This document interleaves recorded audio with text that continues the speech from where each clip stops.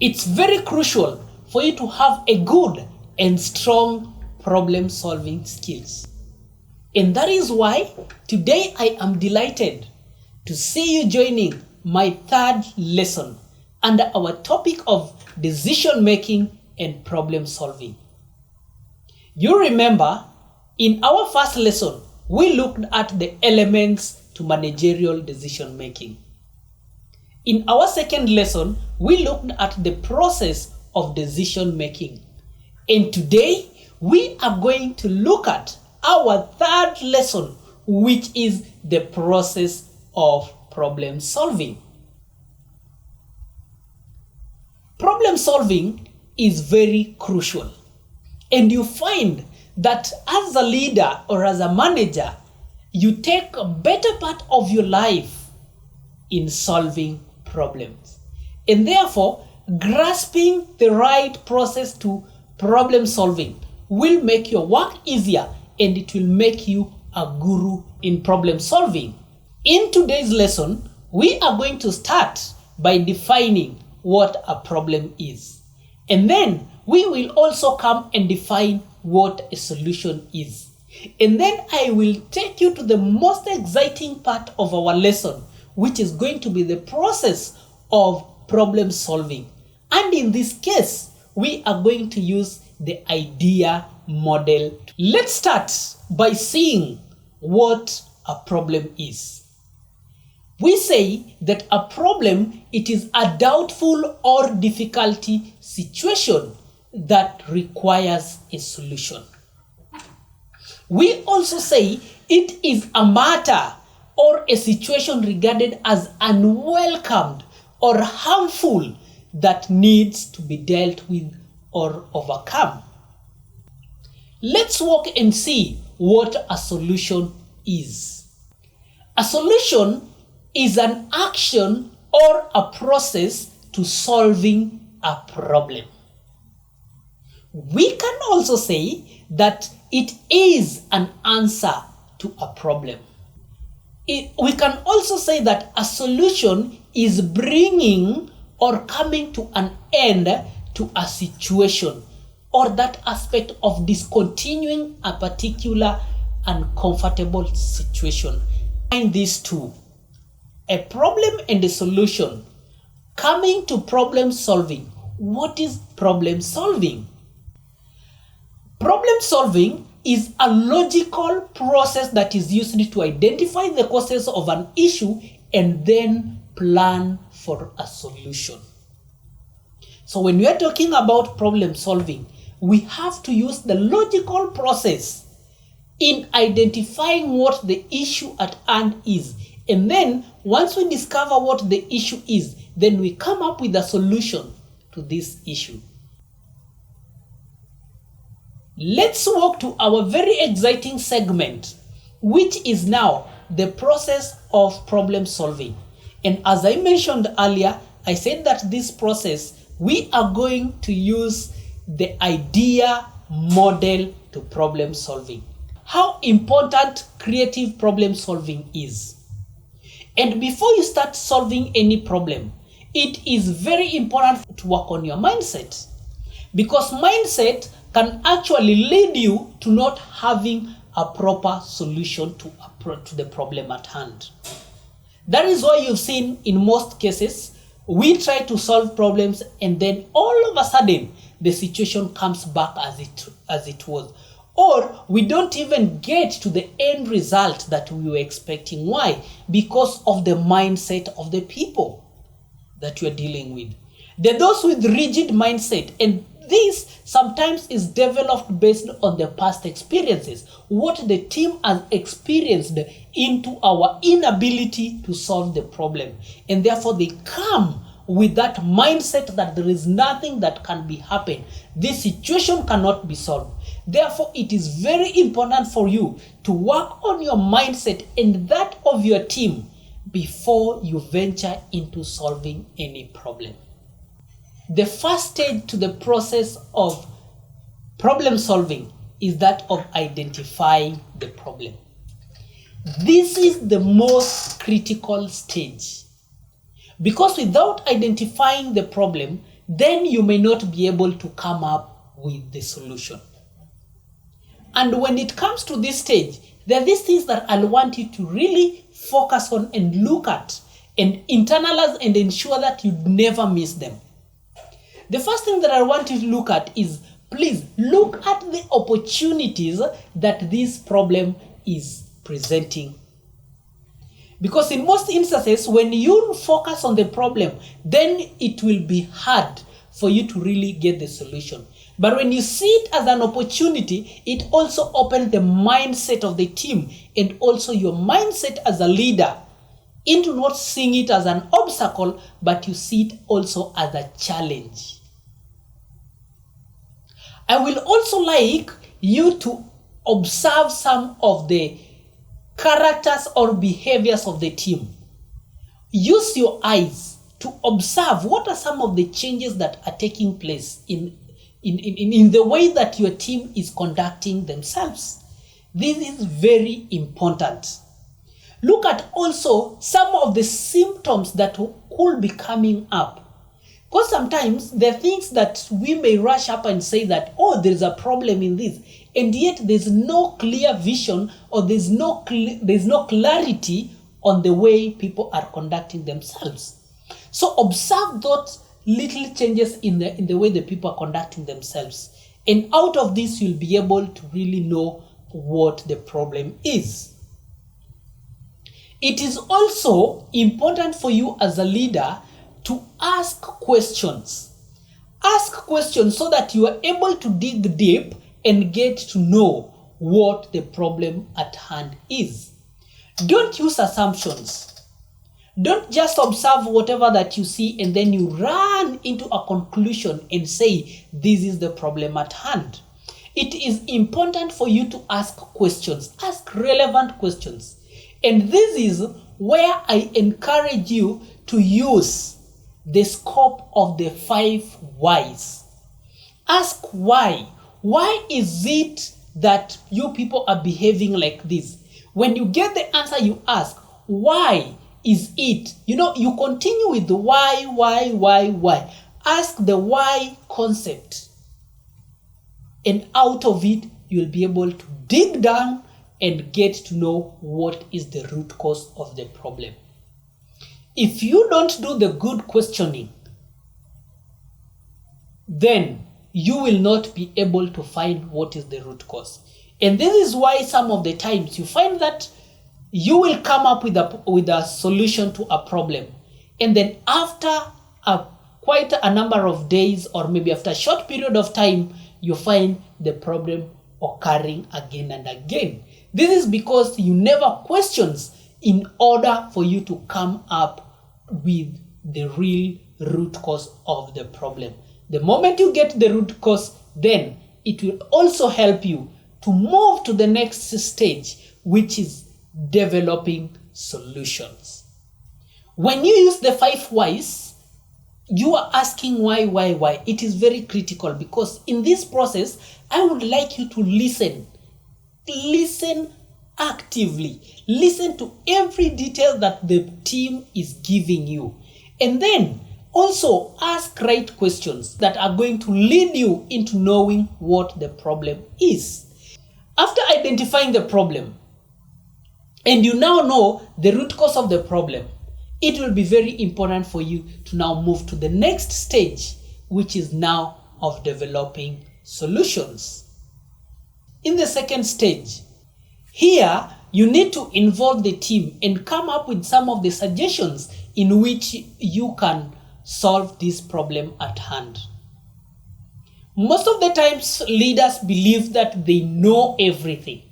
And this is where someone goes and sits down in the office and drafts the solution to the problem. This is what I think, and this is what should be done. And then you come and force it to the team and tell them you have to do this. If you find yourself doing this, I can assure you that you will fail in solving this problem. Look at some of the barriers that are going to come along your way when you're solving this problem.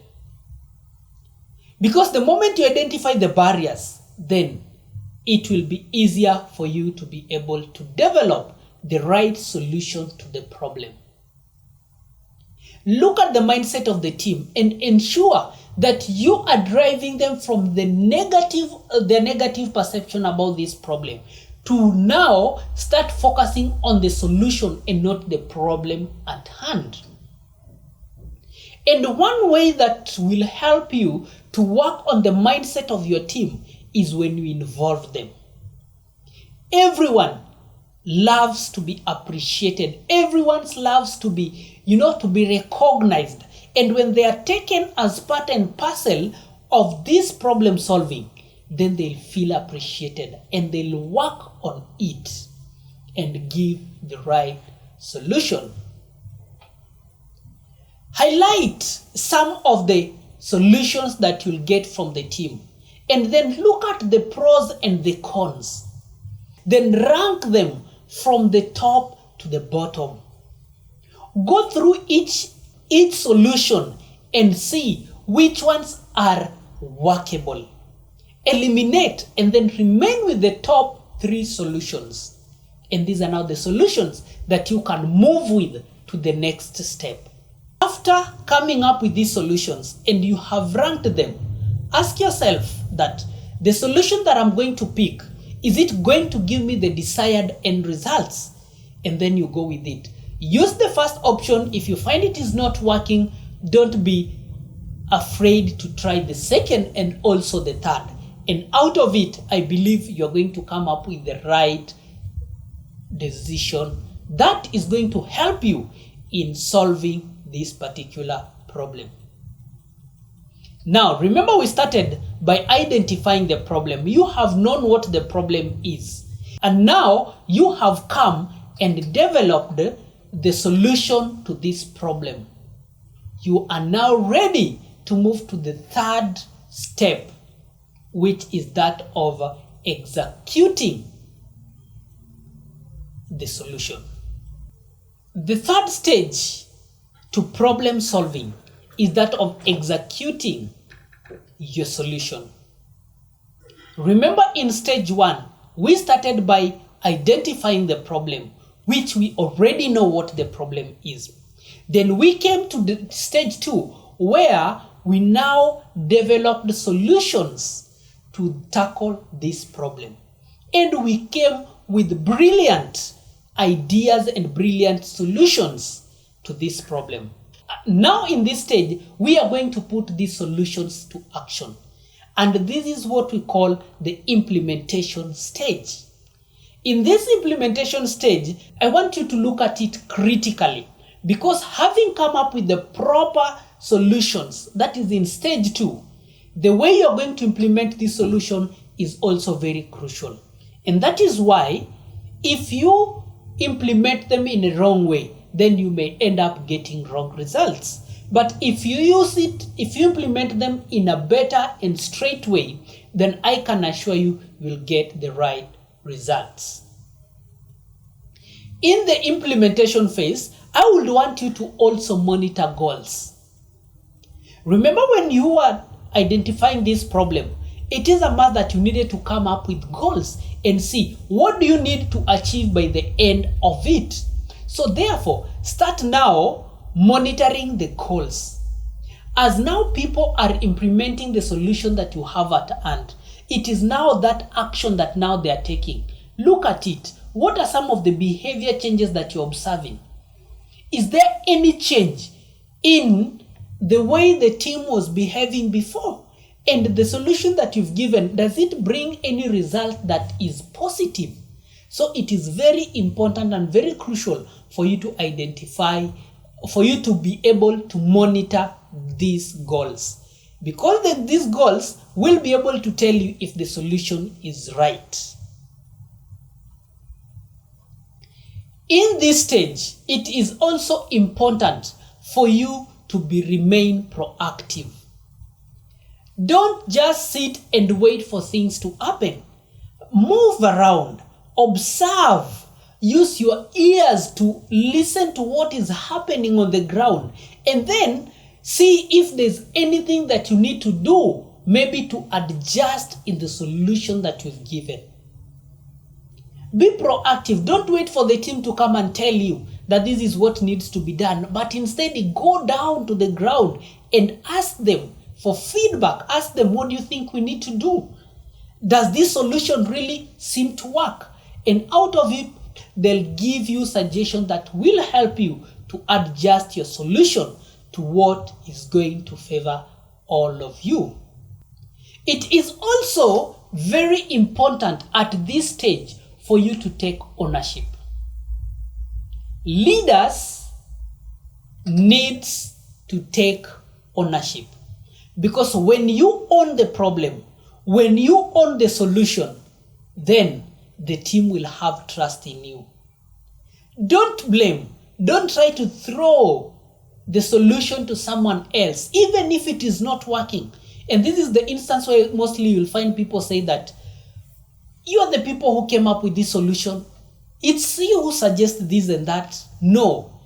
Take ownership, because you are the person who is in charge. Remember, that is why you are a leader.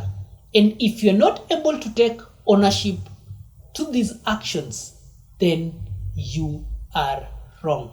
In the execution step, I would also like you to ask yourself, am I in the right track? What has worked out for me in implementing this solution? Also ask, how is the team taking this solution? Does this solution actually help me to achieve the desired results? You know, this is the time you need to question yourself and see, and weigh down and see if there's something that you need to adjust. Now, you have identified the problem. You have developed the solution. You have executed the solution. You now move to the last stage, which is now assessing the situation. In this point, it's very important for you not to sit in the office and wait for the final results, but you need to move around and see if there's any difference between the initial behavior that the team had and the way they're behaving now after implementing this solution. You need to also look at it and say, the solution that I've given, was it really effective? Because sometimes when you sit and wait for the final results, you may be shocked by getting that things never worked. But in assessing stage, it will be very important for you to look at it and say, was this solution effective? And if it is not effective, you can work it out. You can do amendments, you can do adjustments so that you ensure that the solution is effective. If you find that the solution is not effective, it is also very important for you to revisit back and start the process of identifying the problem. It could be because you didn't get to the root cause of the problem. That is why you never had the chance to develop an appropriate solution to the problem. So revisit stage 1, stage 2, and stage 3 so that you get to know what is it that you missed in all these stages. Don't fear to revisit, because when you revisit, you may rectify the situation at hand without going back to drawing another solution. It's also important at this stage for you to assess the tools that you've given the team, because at some point you may have come up with a brilliant solution, but you find in the implementation phase you didn't provide the tools that are required or that can be used to actually effectively implement this solution. And therefore, revisit these tools and see, did the team have effective and efficient tools that were required in this process of solving the problem? If not, please provide the team with the tools. It is also important at this stage for you to be able to now group your team into small groups so that you focus on each and every group.